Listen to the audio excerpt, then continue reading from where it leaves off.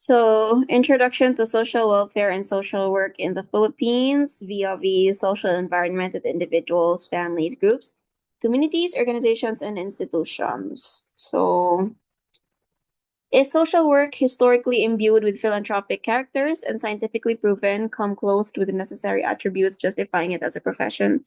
So, of course, social work is a profession because we have the five different attributes, so as mentioned also in the Orange Book, and philanthropic characters, meaning we have certain pioneers in the field that, first of all, have started the idea of social work as a profession and have continued applying it even in the Philippines. So here are some of the pioneers in social work. So first we have Jane Addams. She is the mother of social work. So she was a leader of the social reform movement in her time. She founded the Hull House in Chicago, and this was the very first social settlement in the United States. It was sort of like a center, and it gave a lot of social services to people in Chicago. And she also is a Nobel Peace Prize winner with Nicholas Murray Butler in 1931. We also have other people like Arthur J. Altmeyer, and we also have Victor J. Baltazar. So in the Philippines, he was the one that started the vocational rehabilitation as a field of social welfare. So now we have the AVRC under DSWD, so 94 Garon, and this includes in Cebu City, Nasa Labangon. So there's also Sophonisba Breckenridge. She was a lawyer, but she didn't practice law. She went into social work, and she was also a teacher in the University of Chicago, where she taught social work and the courts and the family and the state. And if si Mary Richmond ang mother of social case work, so we also have Grace Longwell Coyle. So she was very influential in the field of group work. She had a book entitled Social Process in Organized Groups. And she also wrote conferences and presented papers like Group Work and Social Change and Group Dynamics and the Practice of Social Work.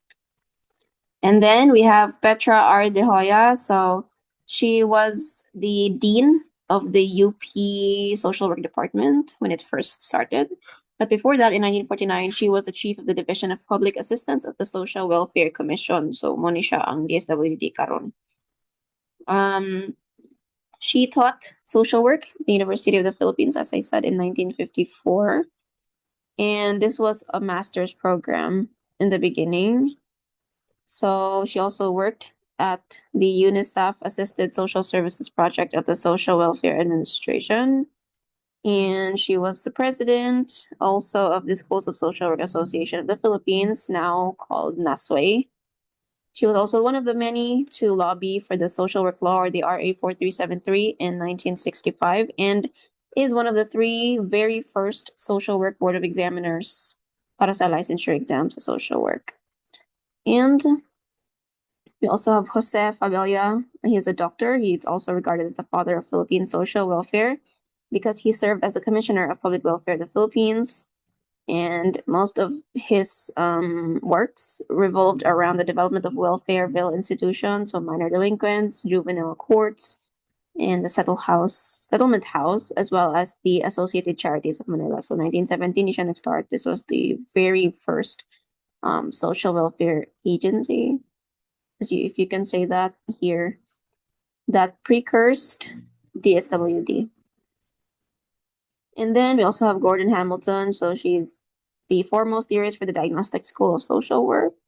And we have Maria Calao Katigbak. So she was a senator and also a social worker. She was the principal author of the RA 4373, entitled An Act to Regulate the Practice of Social Work and the Operation of Social Work Agencies in the Philippines and for other purposes that are known as the Social Work Law. So this was the law that finally legitimized social work as a profession in the Philippines instead of just an act of charity or philanthropy. So she also organized the Catholic Charities of Manila, where she first served as the executive director. And she also taught Catholic social work in UST. And then we have Miss Minerva Laudico. She's an educator, pioneer, social and civic action worker who introduced social work education to the Philippines. So prior to this, as I said before with Petra de Hoya, so social work was just a master's program, but through Miss Laudico is nahimo siyang undergraduate program first sa CEU. So Here we also have Josefa Hara Martinez, one of the very great pioneers of social work. She is the mother of Philippine social work. She was the first Filipina to obtain formal education in social work, having earned a diploma from the New York School of Social Work in 1921. And she organized the first graduate school of social work in 1950, now known as the Philippine School of Social Work, under the Philippine Women's University. She was also a chief of the Division of Dependent Children under the Office of the Public Welfare Commissioner, where she also planned Welfareville. She was the executive secretary of the Young Women's Christian Association, which she held from 1934 until 1946. And then we also have other people like Irene Ellis Murphy, Thomas A. Mitchell, Asuncion Ariola Perez. So she was the very first administrator of social welfare from 1951 to 1953 until it was replaced in 1968 by the Department of Social Welfare. She also worked for the Associated Charities of Manila. And she was a chairman of the President's Action Committee on Social Amelioration under President Quirino in 1948 until 1950. And of course, we have the mother of social casework, Mary Ellen Richmond. She wrote the book Social Diagnosis in 1917, and this is what started casework as a method of social work. She is followed by Felicidad Alvarez Silva. She is an apostolate social work, so she worked in a lot of missions under the Catholic Church. And she was appointed secretary of the Federación Católica de Mujeres de Filipinas in 1928, now known as the Catholic Women's League of the Philippines. And she was a pro-life advocate. So she opposed birth control almost single-handedly by writing a series of articles and speeches against it, and was also opposed to the liberalization of the divorce law. And we also have Miss Charlotte Tao. She wrote the book Common Human Needs, first published in 1945, and is also credited with 3 major contributions to the profession. First, her creation of a generic casework curriculum based on her early conviction that all caseworkers needed knowledge about human behavior. Second, her pioneer efforts to synthesize personality and educational theories to develop a more comprehensive approach to social work education. And lastly, her attempt in Common Human Needs to link the understanding of human behavior and needs with the administration of public assistance programs. Then we also have another doctor, Jose Vergara. He was a doctor of medicine, and he focused on youth welfare and built a successful career in public service. So he had established the Child Guidance Clinic as a special service for juvenile offenders. He also studied the psychiatric concepts in the treatment of juvenile offenders. And he also established, during the 1930s, community health and social centers in the depressed areas of San Nicolas, Tondo, Santa Cruz, and Sampaloc in the city of Manila.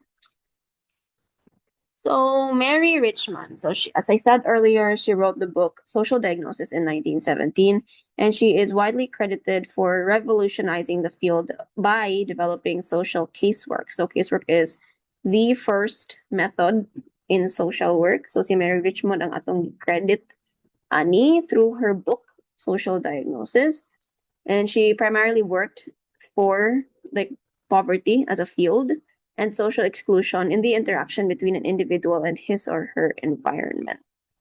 Okay. So, unsa di ay ang fundamental elements of social work profession. So, ang social work profession, first of all, na siya philosophy and na po siya scientific foundation. So, unsa man ang philosophy? The basic philosophy of social work is that human beings, people, have worth and dignity. So, natay bili, natay dignidad. Without that idea, you cannot be a social worker. So you have to believe that everybody, regardless of their station, regardless of who they are, what they've done, what they have not yet done, and what they are working as, etc., na atay worth and dignity nga innate sa atua. Nga sa pagkatao pa lang nato, na natay worth, na natay dignidad. So related to that, unsa man ang values sa social work?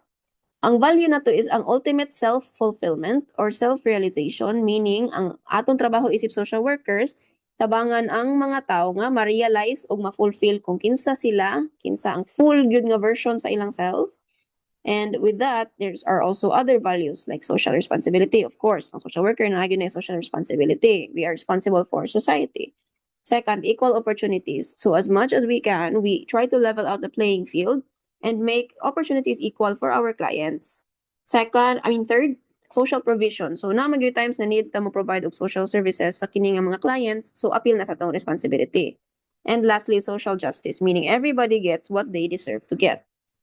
Also, may guiding principles of social work. So first of all, acceptance. So you cannot work with your client if you do not accept and meet them wherever they are. You cannot love someone without accepting them. So how can you express that care sa imong client kung in the first place, kung ano mo gidawat kung kinsa siya, unsa iyang mga maayo, unsa iyang mga bati. Diba no? So accept ka first sa imong client, second sa iyang current situation that you are trying to get them out of. Second, participation sa client. Of course, so dili ta magbuot-buot nga kita-kita lang magbuot sa atong gusto ipabuot sa atong client, no? So appeal na ang participation, meaning ang client ang main character sa ilang life. So related sa participation is ang self-determination. So ang client is not just the main character, sila po ang director. Kita scriptwriter lang siguro ta. So self-determination meaning the client is allowed and should be encouraged to choose whatever interventions they feel that they require and they feel that they can comply with. Because if ang client walay sense of ownership sa ilang actions, ilang action plan, ilang intervention plan, they will feel like gabot-buot kanila. And it will not be as effective as if ilahang choice kung unsay buhaton nila about sa ilahang problem. With that, napunta confidentiality. So of course, social workers deal with very sensitive topics. Life naman natong giproblemahan ni. So there will be times that the client will disclose certain information to us that should be kept private, not only for their safety, but because of, again, the basic philosophy nga naay dignity tanang tao. And we, as somebody who is knowledgeable about these things, nga otherwise, maybe ang ubang tao wala kay about nila sa itong mga clients, so we are entitled to be confidential about those information. Next principle, individualization. So parts of acceptance, di ba? So iya tanang tao. So no one is the same. No two people are alike. Even people in the same family, from the same mother, same father, living in the same household will not be the same. People who have the same problems, same presenting problems, underlying problems, etc., will not be the same. So they all have different traits, characters, qualities, strengths, weaknesses, etc. And lastly, worker self-awareness. So as a social worker, you need to be aware unsa di mo trabaho, unsa imong limitations, and with that you can apply all of the rest of the principles. And of course, we are bound by professional ethics, which will be discussed a bit later. As for the scientific or knowledge foundation, first of all, social work has a knowledge foundation based on human behavior and the social environment. So natay pagka-psychology dire. Napo tayo social welfare policies, programs, and services. So of course, in the country, we have different services, policies, programs, laws, etc. that we have worked on as part of the social welfare initiative. And as social workers, regardless of whatever field you may be working in, you need to be aware of these. Kaya diri magikan ang imong intervention. Of course, need ka familiar sa social work methods, casework, group work, CO. Dapat anak kay ka sa problem-solving method, process method, and helping models and approaches and interventions that may be applicable to whatever work you're doing. So, ano na siya, no? So, according sa CHED Memo Order pag 2017, number 39, be a social work is encouraged, ang curriculum diri sa Philippines is encouraged nga kita tanan generalist practitioners, meaning we know how to work with individuals, families, groups, and communities. So naatay micro, meso, and macro practice continuum focusing on human development and social transformation. So nga generalist man ang social work sa Pilipinas. So unlike in other countries where you can choose to be a caseworker, you can be a group worker, or you can be a community worker, here in the Philippines, most of the time, we are encouraged to be generalists. So because tungod manggod na sa kagamay pod na to, sa podana. Second, because generalist practitioners view people and systems from a strengths perspective, wider perspective, in order to recognize, support, and build upon the innate capabilities of all human beings. So, generalist gani appeal na to ang community development, right? But also organizational development, even case management, and group work if needed. So, ang ato ang practice setting mango diri sa Philippines is guided by the ecological systems interrelationship of micro to macro systems, events, and transitions, all of which can affect the people's functioning in how they fulfill the demands of their roles. So, kani nga mga systems, micro, macro, unsa pa na din ha, also mag-influence na and gi-influence pud na nato, but most of the time ma-influence ta kung yun sa nato pagdala nga to ang mga role sa kinabuhi nga naay times di gyud nato makaya, and that's where social work comes in. So social work practice in the generalist perspective is also known as integrated or multi-method social work practice. So unsa may features the generalist na social work practice? So first of all, to be integrative, through which students learn to see beyond boundaries of separate cases. So just because you are working with an individual, kung sa ari pa ka sa generalist perspective, dili ka mag-focus lang nga ang individual lang nga problem ang imong sulbaron.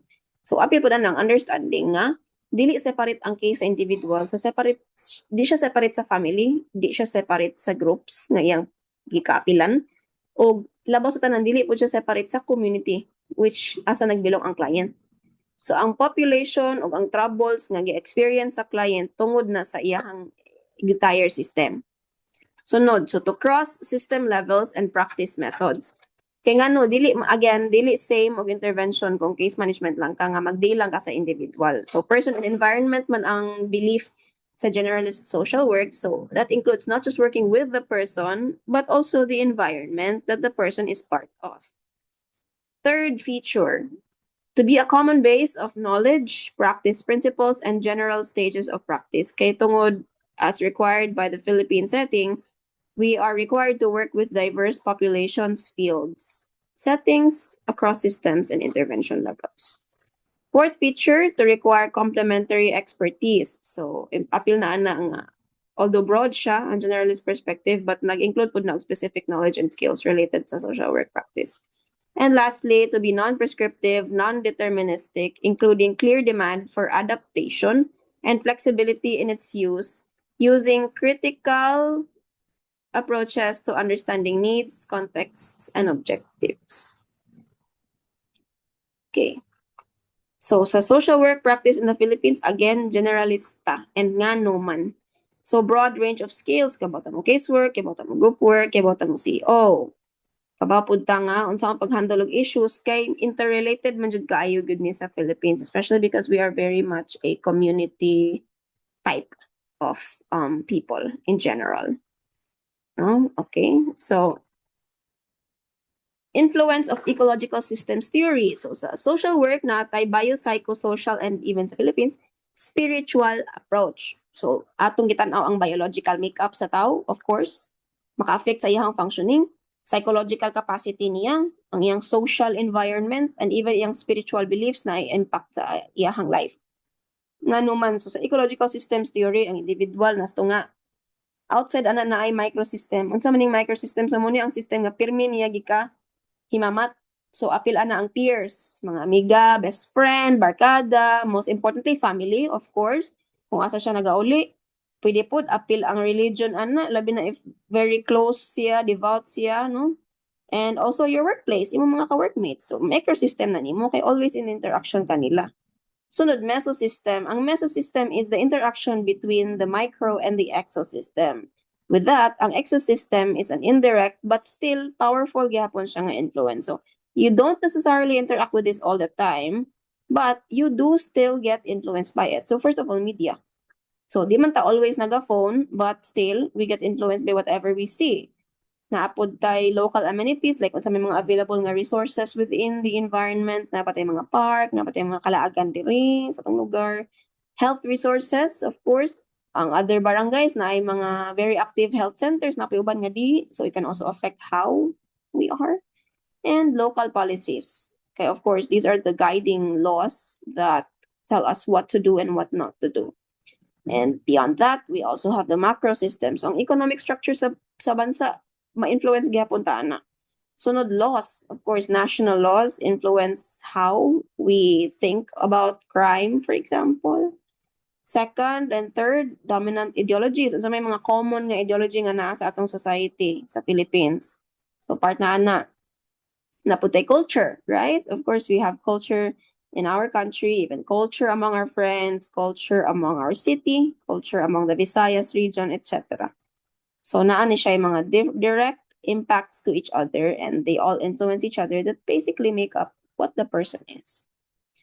So, unsa may scope of practice sa social work? So, ang social workers work directly with client systems, but in what way? So, first, we can work directly with our clients. So, we can work directly with individuals, families, groups, organizations, and communities.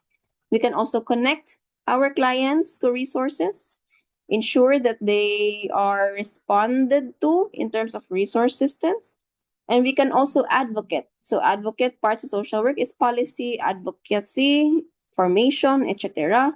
to ensure that from the wider systems level, just policies ensure that the people are equitably distributed the resources that they need.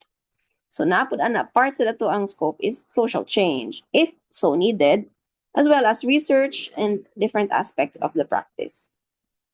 Okay? So unsa man ang mix of social work in the humanities field pa, ang social work mura siya sagol sa psychology. First of all, kay mag-study ta sa human mind ug sa behavior. Second, counseling as a field. Okay, of course, natay social work counseling, we help people resolve psychological and social personal challenges.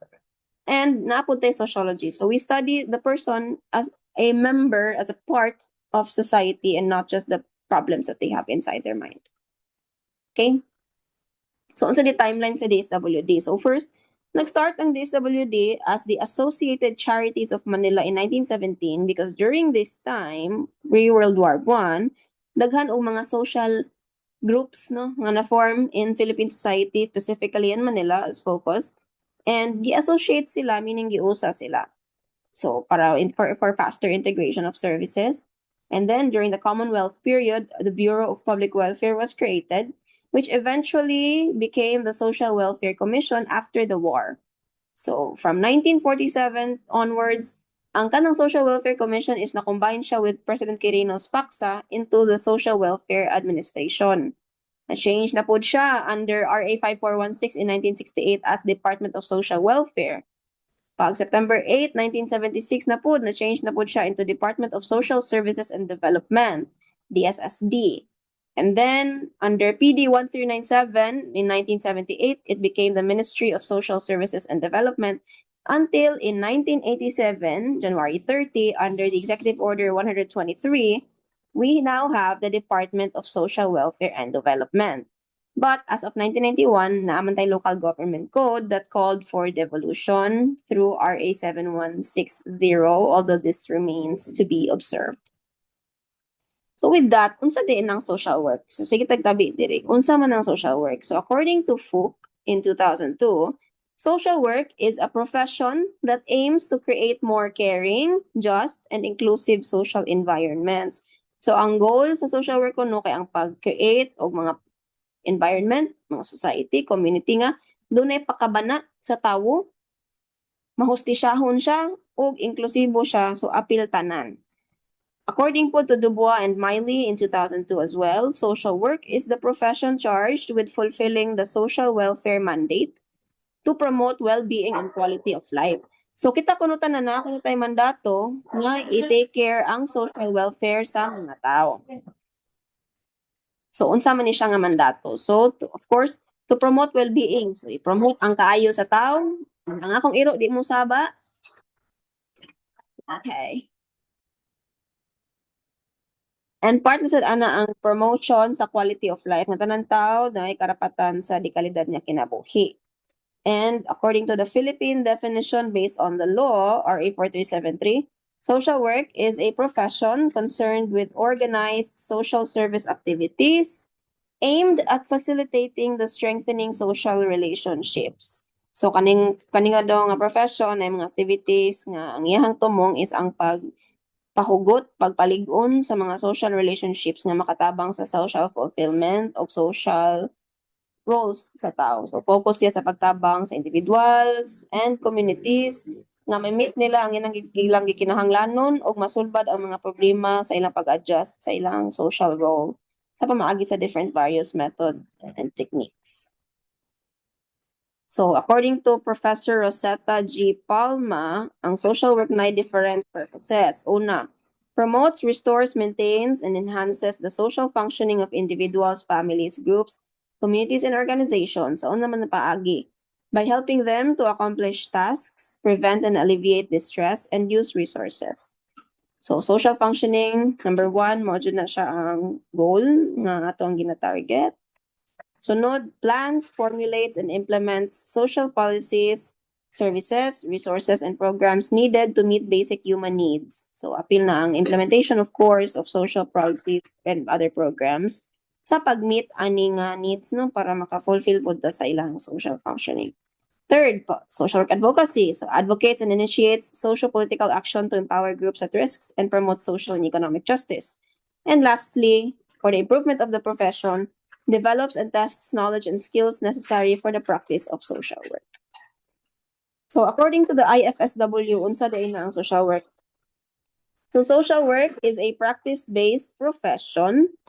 Practice-based, so gina-practice siya, dili siya tun-an lang. But it's also an academic discipline that promotes social change and development, social cohesion, meaning panahiusa, and the empowerment and liberation of people. So there is also what we call the empowerment as liberation theory nga kung ang tao kuno ma-empowered, they feel free. And they cannot be free unless they are empowered.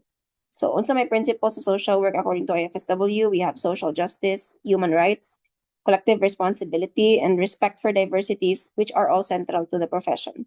So we are also underpinned by theories in social work itself, social sciences, humanities and indigenous knowledge. Social work engages people and structures to address life challenges and enhance well-being. Okay. So natin mga different assumptions in social work. These are the dogmas, can also be the postulates that we believe in the profession. So first of all, we believe that every person has the right to protect their existence from dangers caused by man, nature, and environment. So naatay katungod kuno kitantanan nga protektahan ang atong kaugalingon sa mga risgo nga cause sa katawhan, kapwa nato katawhan, sa nature o sa environment. Second assumption, we assume that there are serious political, economic, and social maladjustments in our society and culture. So ato na nang gi-assume, gidawat na dato nga naagyud tay mga problema sa atong politics, atong economics, and society nga makakos o kalisod sa atoa. Ikatulo nga assumption, so tanan tawo na ay katungod nga mopili kung unsa atong mga kinahanglanong pisikal. Apil na ani unsa nga pagkaon atong kanon, unsa nga sanina atong suloobon, asa ta mamuyo, atong health, unsa atong gusto eskwela and security. The fourth assumption is that we assume people want to change and can change. So this is a philosophy that is most applicable sa community organization. So tanan kuno nga tawo dunay kagustuhang mausab, natay gusto sa kausaban, and pwede ta mausab. The next assumption is that human suffering is undesirable. So di kuno maayo ang kalisod sa tawo. And because of that, sa atong makaya, ato ni siyang pagamyan or ato ni siyang i-prevent. Next assumption, every human being is capable of achieving full human potential. So belief in the human person's worth and dignity, tanan tao na apud tay potential or kaalam, kapabilidad nga i-realize ang atong kaugalingon. Sunod, the social environment meaning ang social, ang physical, ang organizational environment nato, provides the opportunity and resources for the maximum realization of the potential and aspirations of individuals. So ang ato ang environment na ay mga rich in resources ni siya nga pwede natong gamiton para ma-realize ato kung kinsa ta gusto may tabo. Ang ato na lang goal is social workers and it's ang pag-connect ana. For there are differences among humans and they are tolerable. So as I said earlier, people are not the same. They're never the same. They're all different. And because of that, these differences are actually tolerable and we can understand each other despite of it. Okay? So, as said ganina, so social work's focus of concern, asa man ta nag-focus sa social functioning sa tao. So, unsa din ang social functioning? So, it is the role of the individual in the society based on the different norms that is expected of them, also based on what communities they are part of. And whenever we fail to fulfill our social function, that is when we feel social dysfunction. So we feel that there is something wrong, kaya we cannot do whatever it is we are supposed to do. So ang atong aim in social work is either to improve, to enhance, or to fix the social functioning of the person.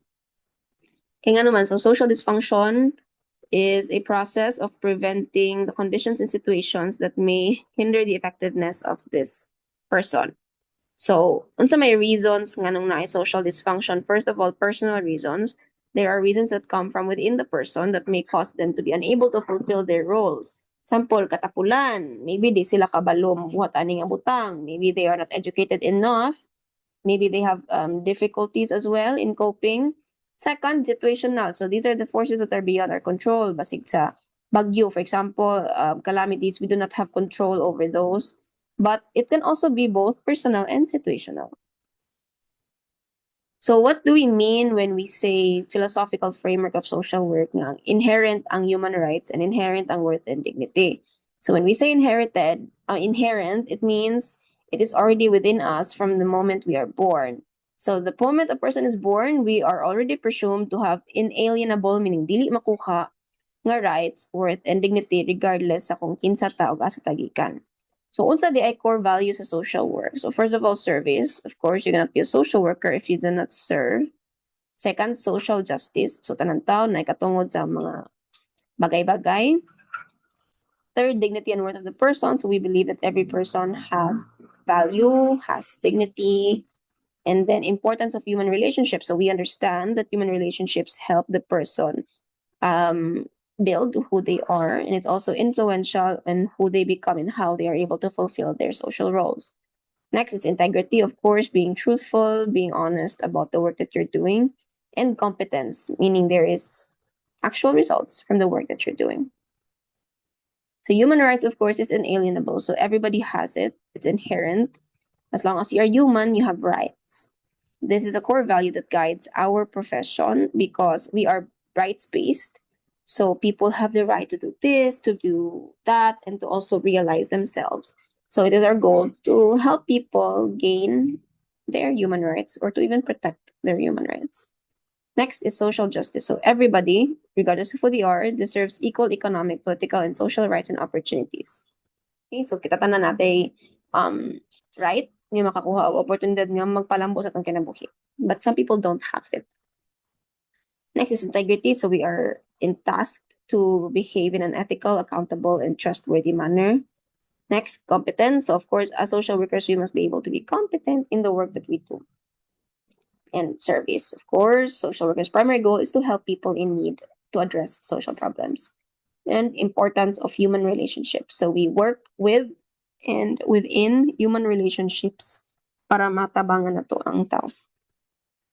So in the Philippines, to be specific, naatay mga values in our culture that as Filipino social workers, we must be very much aware if unsa ni siya nga mga values kay maka-guide and maka-influence, maka-affect ni siya sa the way we treat our client and the way our clients treat us as well. So first is kapwa. So Filipinos have this belief of having a shared identity. So mura ni siya panilingan, kumbaga. So we are part of each other. In African philosophy pa, this is called Ubuntu. And it is the nexus of all the core Filipino values. So without the belief in kapwa, we cannot practice the other Filipino values. So some mga Filipino values, for example, pakiramdam. So we have a shared inner perception, an inner feeling, and this feeling is a pivotal interpersonal value. So this is how we deal with other people, is because naatay pakiramdam. Third, kagandahang loob or shared humanity. So this just goes beyond just basic kindness, but it is a social personal value that links the community together. Next, pakikisama and pakikipagkapwa. So these are also in English called smooth interpersonal relationship values. They are supposed to be accommodative, so accommodate other people, and surface values lang ni siya. So we have pakikisama, meaning brotherhood, and rapport building, and pakikipagkapwa as well. And then atay lakas ng loob or courage, pakikibaka or collective struggle among people, and padayon or moving forward. So these are the confrontative surface values. So it's about facing the challenges, whereas pakikisama is just being fine with anything. Then we have karangalan or dignity, katarungan or justice, and kalayaan or freedom. So these are our societal values. And lastly, bayanihan or communal unity and the spirit of heroism, wherein we are bound by love of our fellow human beings and willingness to act either alone with others or as a community in times of need. So in the Philippines, we have different social work values from which ethical principles emanate. So first, commitment to professional service. So all social workers must be committed to serving their clients professionally with the goal of empowering them to help themselves, respecting their self-determination, providing them rights and other social services based on their needs. Use of your professional judgment as a social worker for the provision of these services and your practice of professional responsibility and accountability. Next, social justice and human rights as a value. So these are based on the idea nga kita natay respect for human diversity in an inclusive society, for gender equity and equality, and for the potentialities inherent in a human being. Napod tay belief in the equitable distribution and enjoyment of resources, both from the government and private sectors nga ang goal lang yun is social well-being of all people. Third, right to self-determination and participation. So, part sa social justice is tagana to hustisya ang mga tao mopili sa unsa ilang gusto buhaton kung saan nila pagbuhat niini. And next is to challenge all forms of discrimination, exploitation, and oppression because these are violations of human rights. Next value is dignity and worth of the person, main philosophy. So we respect people's worth and dignity as a biopsychosocial spiritual being within the context of their socio-economic, political, and cultural environments. We also accept the person's history, the person's culture, personal barriers and challenges that exist within them, and we recognize the person's inherent or innate strengths, potentials, and capacities, thereby affirming their individuality and identity. Next, personal and professional integrity. So, kita as social workers, we are tasked to be conscious in our use of the professional self to maintain dignity and honor, self-awareness and objectivity. Don't discriminate on clients and don't judge them, as well as to share empathy or shared inner perception and trust, and be transparent and accountable. Next value is resilience and perseverance. So, of course, to show our clients that we can do this, we also have to be resilient and to persevere. So this includes steadfastness and patience, capability and potential to overcome adversities no matter what, presence of the individual's own inherent strength and to respect this, and ability to adapt changing internal and external environments, etc., etc. Importance of human relationships, so we understand the dynamic interplay of genuine act of generosity with a sense of gratitude, know that they are part of the community, and this spirit is also what binds them together, and to show our clients compassion, care, kindness, openness, and effective interpersonal communication, as well as respect, authenticity, and empathy. Next value is dynamism. So we also respect the privacy and confidentiality of clients. We respect their family traditions, rituals, family structures, and other involvements. And of course, competence. So we must be competent based on our education, continuing professional development, career, and lifelong learning. Spirituality, of course, in the Philippines, din siya mawagtang. So we believe in a supreme being or in how the person defines or exercises faiths and beliefs, and we respect that, and we believe in the basic goodness of the person. So we don't believe that they are bad. We choose to believe that there is also always goodness within a person. Next value, use of technology and social media. So in the 21st century, in the modern world, as social workers, we need to be responsible and being confidential with our information that we have to protect our clients and to even use technology, of course, and social networks for efficient and effective delivery of social services. So what are the mixed and adapted principles of social work practice in the Philippines? So naatay principles from Felix P. Bestique. We also have principles from Leonora Serafica de Guzman and also from Thelma Lee Mendoza. So first of all, from Felix Bestique, we have the core principle of believing in the inherent worth and dignity of people. We have the principle of individualization. So we recognize that each of our clients are unique and to give this consideration, respect, and fair treatment. We also have the purposeful expression of feelings. So we need to allow our clients to express their feelings, express themselves, and use this as a means to promote their own awareness of themselves, their growth, and how they communicate and deal with others. Next, of course, acceptance. Di na mawala. Next, controlled emotional involvement. So as social workers, we cannot be overly feeling. We must be empathic, but also have enough control in our feelings so that we can still serve our client. Of course, non-judgmental attitude, you cannot judge, you cannot accept if you are judgmental. So, dili ka mo judge sa unsa ilang nabuhat, unsa ilang wa nabuhat, kinsa sila, asa sila gikan, sa ilang isang unhealthy coping mechanisms that they may have. Part of that is acceptance. Self-determination also, allowing the clients to choose their path, and confidentiality. So according to Talmali, so actually different principles, somewhat related to the ones by Felix P. Bistik. So acceptance of people as they are, very generic, and the main principle of social work.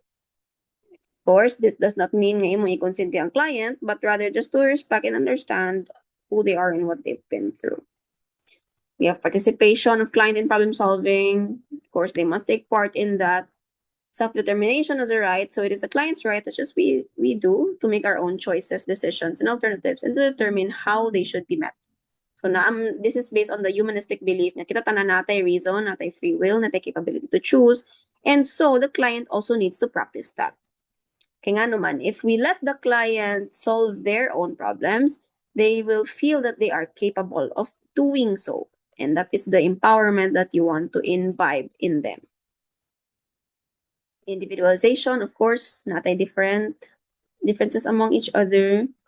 And then confidentiality, balmana, worker self-awareness, so conscious sa atong role, and our goal is just to help the client. And then client-worker relationship, help the client function through the helping or problem-solving process, commonly known as controlled emotional involvement or professional detachment. So we always stay focused on the job and to always realize that we are there to help and not to be source of comfort necessarily. Next, so based on client-worker relationship, na may different possible emotional discharge implications. So una, ambivalence. Di ka sure kung unsa imong feelings sa imong client. No? So you either love or you hate them. This can cause impact on the way you work. Next, transference. So ang client, itanaw niya ang worker as somebody who might have done something good or might have done something bad to them. So for example, you remind me of a daughter I lost. So what if maka-client ko ginani, no? So maka-remember daw siya sa yang anak nako. But it can also be the opposite way nga ang worker mag-project sa client, and this is counter-transference. So okay, so unsa may relationship between acceptance and non-judgmental principles. If gusto ka nga accepting ka nga person, gusto ka ma-accept nimo imong client, dapat di ka judgmental. If di pod ka judgmental, meaning maka-accept ka. When you accept a person, you enable them to determine for themselves. Diba? Kaya dawat man nimo nga mo na yang gusto, dawat nimo nga mauni siya, mo na yang kaya, mo na yang ganan buhaton. And those are the foundations of your working relationship. So, okay. Natay mga ethical concept in social work. First of all, beneficence. It is our duty to do good. There is no social worker who is duty bound to do bad. So we are bound to do whatever it is good for our clients. And with that, we have fidelity. So we have the duty to keep a promise. So kanang promises are made to be broken. Sa social work, di na siya applicable. You cannot make promises to a client, especially if you know hindi mo ma-fulfill. So much better to not keep a promise. Otherwise, be fidelious about it and keep it. Next, autonomy. So individuals' right to make their own decisions, and this is something that we must respect. Every person has autonomy. Next, confidentiality is, of course, trust, respect, privacy. Okay. So social work has three different functions, no? So first, we call this the curative or rehabilitative, meaning there is a problem that already exists out of a disequilibrium between the person and the environment sa ilahang social functioning, and our point of entry is to help the client cure this or adjust themselves or adjust the environment or adjust both para mabuhat nila ang ilang kailangan buhaton, but naay dapat nag-exist nga problem prior to this. Second, preventive function, meaning ma-identify sa social worker daan asa nga possible areas makakause kaha og disequilibrium either sa individual or sa environment, and to prevent this from happening.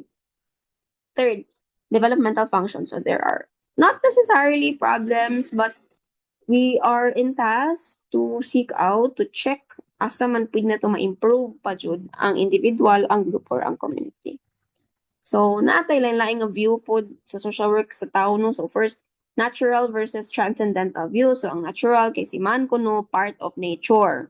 But si transcendental, meaning ang sciences that we have right now, cannot fully explain us, what we do, why we do it. Third, we also view man as social. So, naay mga men aspire to live in good terms with others. So, gusto ko na to nga mabuhing matiwasay, nga nakikigalaay sa usa. But napoy men nga asocial. These are individuals who come together to form groups because they need something from each other, such as safety. Third, antisocial. So, men are viewed as inherently self-seeking. Kita ko tanan na ako tayo mga iya-iyang gusto. Mga egotistical, out to extend personal gain, bahala kung makabangga tag-uban. Third, democracy's view of man. So, we view man as capable of reason. Tanan tao, regardless of kinsa sila, unsa sila, asara sila kutob sa ilang pag-eskwela, etc., etc., na ay kapasidad nga mang rason nga mogamit sa ilang pangutok o mupili. Okay? So, as mentioned earlier in the very first slide, social work is a profession. But why? So, according to Ernest Greenwood, na ay 5 attributes of a profession. First, systematic body of theory. Na ay systematic body of theory ang social work. We have a knowledge base. So, these are the skills, the knowledge, attitudes that characterize a profession, and this is supported by those knowledge. So, we have knowledge from humanities, psychology, counseling, sociology, anthropology, and etc. And this body of knowledge allows us to practice a profession that is not just out of whim, but also out of scientific knowledge. Nag-estudyuhan yun na to ang tao, unsay mga reasons for decision making, etc., etc., that we can apply in our practice. So, kumbaga, di siya ochop-ochop lang. Okay? So, natay mga theories nga nag-back sa ato ang mga decisions, atong assessment, atong interventions, and etc. Natay tulo ka types of knowledge, no? So, social work first is tested, meaning scientifically studied and proven na daw ni siya. We also have hypothetical knowledge, nga dili pa ni siya exactly proven 100%, but we can accept it as somewhat true. And then we also have assumptive knowledge, so each one of us gains practice wisdom as we practice the profession even more. Second attribute of professional authority. So, naay professional authority ang social work. And what is this professional authority? Meaning, PASWI. Okay? IFSW. So, sa ato ang extensive education, the systematic theory na atay professional knowledge nga other professions do not have. We may share it with them, but a normal person does not have it. And this gives us authority. So, it's not just the license that gives us authority to be a social worker, but it is the knowledge and skills that we have. And this authority allows us to be respected by the client, that we know what we are doing. Okay? So it's also based on their educational background and their competence as well. Third attribute of a profession is community sanction. So, naay sanction ang social work community on each and every professional, natay certain powers, natay certain privileges, but we also have ethical responsibilities that we're not supposed to do. So related, no? So fourth attribute of a profession is the regulative code of ethics. So all professions have a code of ethics nga mag-compel na to behave a certain way. And this serves the purpose to protect our clients as well and to protect us. So we can avoid whatever accusations of possible abuses of power. And that natay professional culture as well. So, naatay interactions among our peers that basically defines and makes social work distinct from other professions. Naatay mga values, norms, and symbols. So, social welfare. Unsa man ang nakaroon kay bala taon sa social work. Social work as a profession, it's an academic discipline aimed with helping people have more caring, just social environment, social justice, focused on functioning, etc. But what is social welfare? So social welfare is everything that man does for the good of others. So this is based on, first of all, welfare is a human right. So kitatanan natin katungod nga, mahimong maayo. Second, ang atong gobyerno has a major responsibility for social welfare. So the state is created to protect us and to help us fulfill ourselves. So, at the very minimum, social justice is the equitable distribution of benefits and obligations in society. Social justice means we get what we deserve, but whether or not we get what we need is also a different thing. Social welfare requires provisions for social defense. Social policies, programs, and services must be geared to the national development goals. So in the Philippines, I think, and also in other countries as well, we have different national development goals that get updated every few years or so, and it is the goal of social policies, programs, and services to be responsive towards that goal. But the goal of social and economic development is ultimately human development. So why is it nga magpadato ta? Why is it that we need to improve our economics in the country, our social development? And that's because we have the goal, supposed to be, of developing ourselves, humans. The goal of social welfare should be broadened from the individual's well-being, but also to the community's general welfare. And ideally, there should be balanced urban and rural development. But as we can observe in the recent decades, that is not the case. We also have coordination between and among government agencies and private agencies. And it also calls that social policies, programs, and services must be adapted to the local conditions and the people's culture. Should also be preventive and developmental, meaning it prevents things from happening or to even encourage positive change, and not always about fixing problems. Okay, so the Philippine Constitution is the law that mandates the state to promote a just and dynamic social order that will ensure the prosperity and independence of the nation and free the people, so liberation aside, from poverty through policies that provide adequate social services, with the goal of an improved quality of life for all. So, social welfare, according to Gertrude Wilson, everything that men do for the good of society. It is the organized concern of all people for all people. So, according to Walter and Friedlander, the organized system of social services and institutions designed to aid individuals and groups attain satisfying standards of life and health.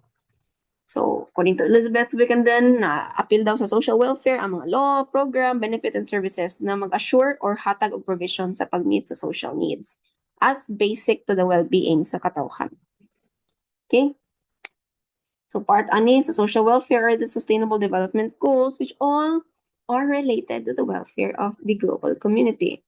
So, unsa di ay mga goals sa social welfare according to Thelma Lee? First is the humanitarian and social justice goal.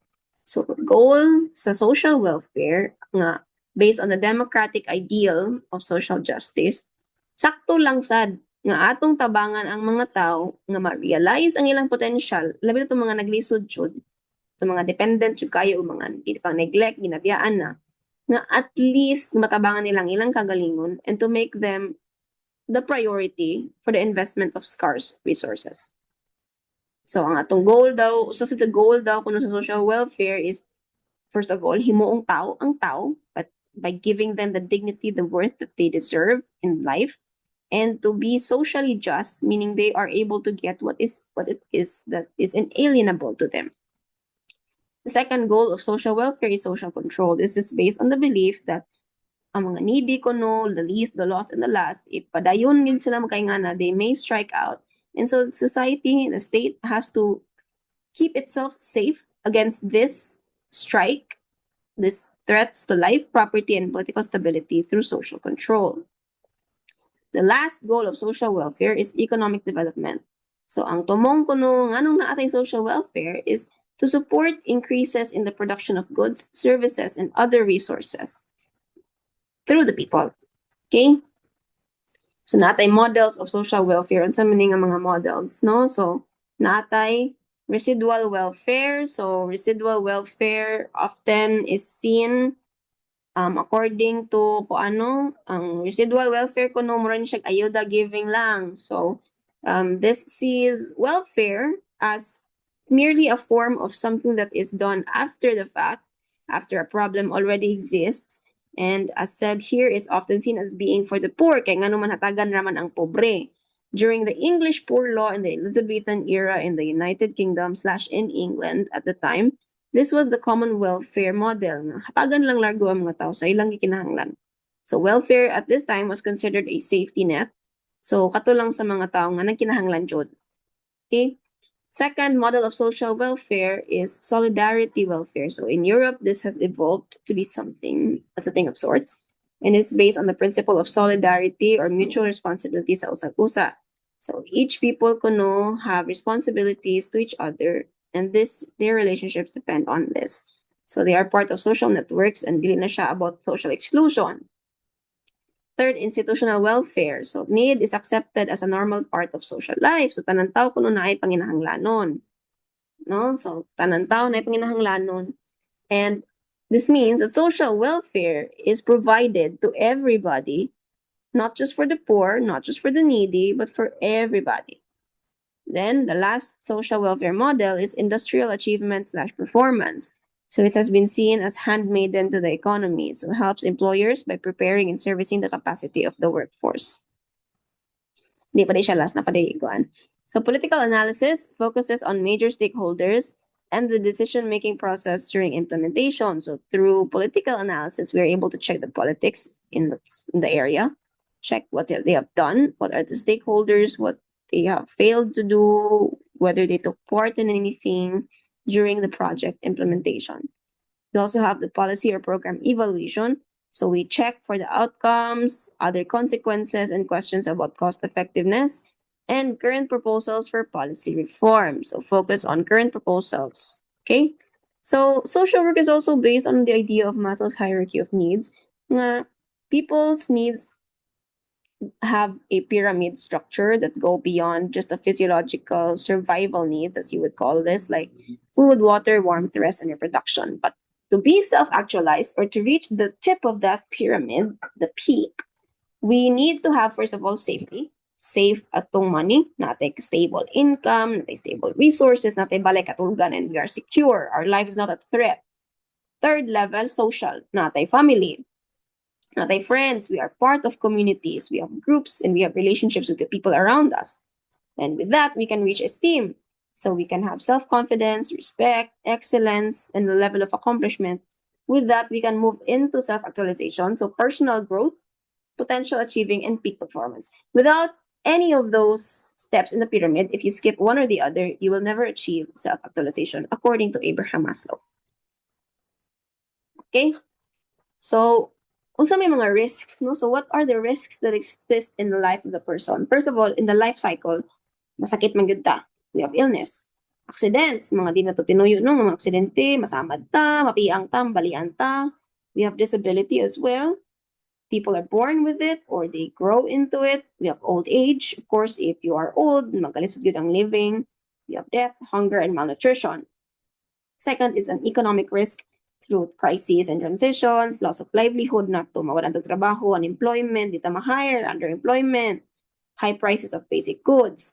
Third is the social risk. So naatay marginalization, exclusion, dropout sa pagskwela, lack of social investments, kanadako kayo yung pamilya, daghan kay mo, land tenure, housing insecurity, squatter mo, naputay homelessness, man-made disasters, gubat, and other things. And lastly, environmental risks like natural disasters, which are all factors that make a person vulnerable. With that, each person has needs. We have needs. When these needs are unmet, it becomes problems. So, unsa man yung mga problems? They have meso problem, macro level problems, and micro level problems. These become social problems when they are met by a huge number of people. Okay? First of all, social problem. Social siya. So, these are man-made or society-made. Dili na siya naturally occurring lang. Second, social in damage. So, ang social problems, of course, ang maapektuhan, social or ang society. Hindi lang kay ako lang or pipila lang katao. Naputay social in definition, putay social in solution. So, tungod social man ang socially people are affected, socially people must help address it. So, unsa may relate sa social problem? Social problem is ang kontra sa social welfare. So, ang point sa social welfare baya is to protect the needy individuals, families, or communities nga nag-atubang or posibleng mo atubang og social problems. Okay? Unsa man pag-fulfill sa social welfare, di ba? Social welfare is the organized system man daw o sa mga maayong ginabuhat nato para sa kaayuhan sa tao. So, unsaon man? Through social services. So, unsa man ang social service? Muna ang mga programa, serbisyo, and other activities na gi-provide either sa government, sa agencies, etc., nga mao'y nagatubag sa panginahanglanon o problema sa mga katawhan. According to this guy, Richard Titmus, social services is compensation kuno, partial compensation for the socially generated disservices and socially caused diswelfare. So part of social services, aduna tay social protection. Sa man yung social protection, mo umbrella. So it protects us from the rain of problems, seeks to reduce poverty and vulnerability to risk. Okay, so natin mga subsidy, labor market interventions, social safety net, social insurance, and long-term social welfare. So natay different here, natay special employment program for students, educational assistance, kalahi seeds, livelihood and self-employment programs, school-based feeding, subsidy sa rice, subsidy sa feed and fertilizer, family welfare program, daghan, no? So natay mga different programs in the Philippines. And then we have the target beneficiaries. So kita target day ani mga social protection programs and services in the Philippines. So first of all, ang mga pobre. So people who live below the poverty threshold as defined by the government and or those who cannot afford to provide their basic needs like food, health, education, housing, and other amenities of life on a sustained basis. Next, the vulnerable. So, many mga households confronted by ex-ante risk that if they are currently non-poor, will fall below the poverty line. If poor sad sila karon, they will remain in poverty. So, this is the vulnerability that we're talking about. Next, marginalized. So, katong mga society nga, people sa society nga, basin for reasons of poverty or sa kagilayon nila sa proper culture ba nila, language, religion, or other distinct characteristics, may give them a disadvantage, which means that they do not benefit mostly from health, education, and other political aspects. So, ang question ron, so tanan ba nga social protection programs ay para lang sa pobre? So this also depends on what kind of social welfare model you practice. But most of the time, these programs are provided to help cushion or prevent further negative impacts to the lives of those who are already vulnerable. Okay? So they have, of course, resource allocation. These programs are those that help the poor and the marginalized. Okay? So not all SB programs are for the poor, but they are mostly for the poor. Of course, this does not mean that we do not stand to benefit from this in general. Okay, so that's it for the first slide, Introduction to Social Work and Social Work Environment.